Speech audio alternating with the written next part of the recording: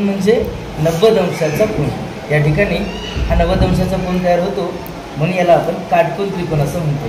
ज्या त्रिकोणामध्ये एक कोन 90 अंशाचा असतो आणि उर्वरित दोन कोन लघुकोन असतात, त्याला आम्ही काटकोन त्रिकोण म्हटलं। मग पायथागोरसचा प्रमेय काय करतो, काटकोन त्रिकोणात वर्क करतो। बघू ना, आपण असं म्हणूयात, काटकोन त्रिकोणामधला जो कर्ण आहे, कर्ण कोणाला म्हणणार, 90 अंश कोणासमोरची बाजू, कर्ण हे आहे पाया, ही झाली उंची।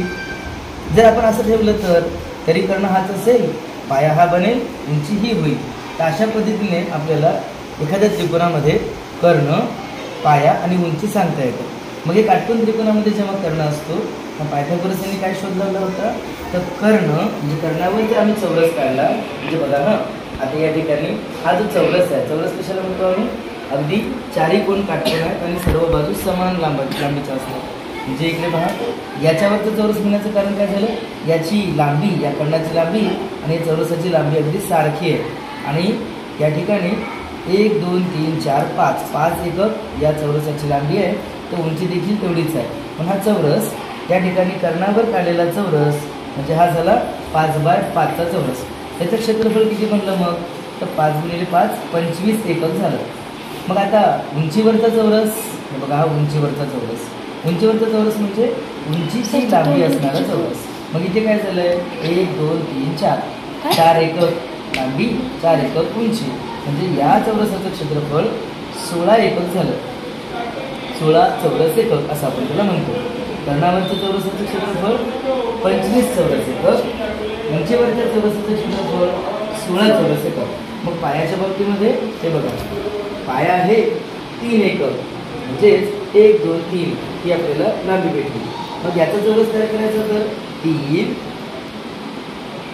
6 आणि 9, म्हणजे आपण आता इथे देखील 3x3 चा चौरस तयार केला, म्हणजे 9 चौरस एकक हा या चौरसाचा क्षेत्रफळ आलेला आहे। म्हणजे इथे काय करायला आता लक्षात येतं, बघा बरं, कर्णावरचा चौरस, उंचीवरचा चौरस आणि इथे पायावरचा चौरस घेतले।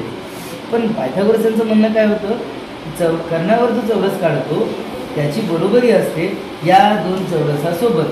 म्हणजे वेगळ्या शब्दात या चौरसाचं जे क्षेत्रफळ आलं तेवढं क्षेत्रफळ या दोघांचं मिळून होतं। आता दोघांचं मिळून होतं म्हणजे काय, जर आपण याच्यावर ठेवत गेलो तर हे बरोबरीत दिसले किंवा बसले पाहिजे।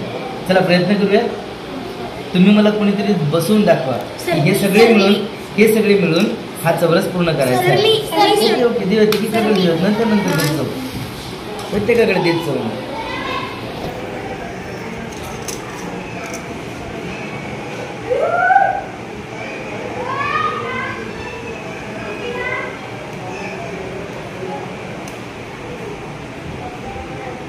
बरोबर आहे, म्हणजे बघा बरं, आता आपल्याला हे लक्षात आलं की आता सर्वात खालचा जो चौरस आहे तो होता कर्णावरचा चौरस आणि इथला मोठा चौरस म्हणजे तो उंचीवरचा, आणि आपण त्या पायावरच्या चौरसाचे जर असे तुकडे असे केले जेणेकरून आपल्याला ते व्यवस्थित बसवता येईल।